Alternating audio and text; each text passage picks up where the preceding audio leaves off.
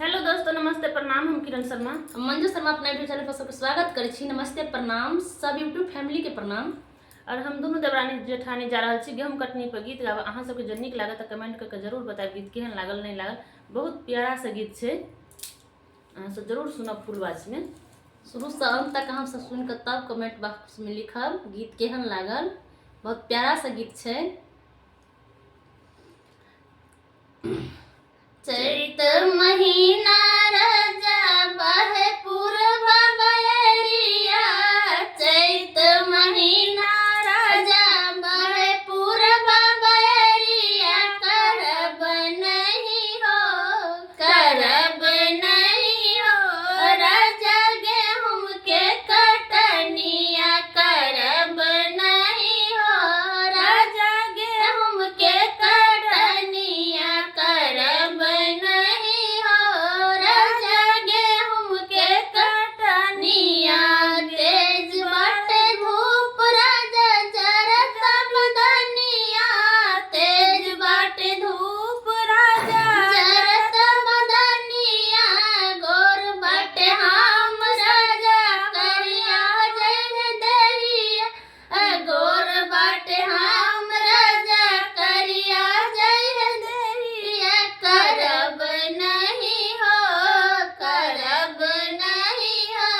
राजा गेहूं के कटनिया, करब नहीं हो राजा गेहूं के कटनिया। गेहूं के कटनिया में राजा दुखेली बहिया, गेहूं के कटनिया में राजा दुखेली बहिया, गेहूं के टूर राजा गर जल सरिया, गेहूं के टूर राजा गर जल सरिया, करब नहीं हो राजा गेहूं के कटनिया, करब नहीं हो राजा गेहूं के कटनिया।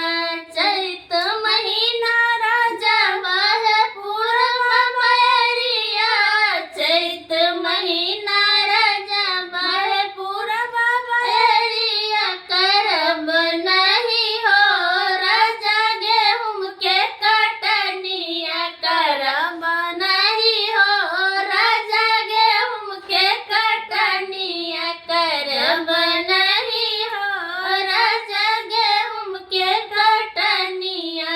तेज बाटे धूप राजा जरे बदनिया, तेज बाटे धूप राजा जरल बदनिया, गोर बाटे हम राजा करिया जय देविया, गोर बाटे हम राजा करिया जय देविया, करब नहीं हो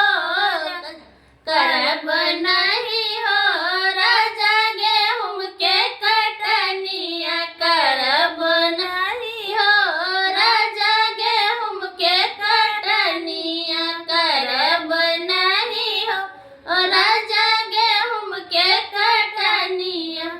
मशीन से कटवा दी है।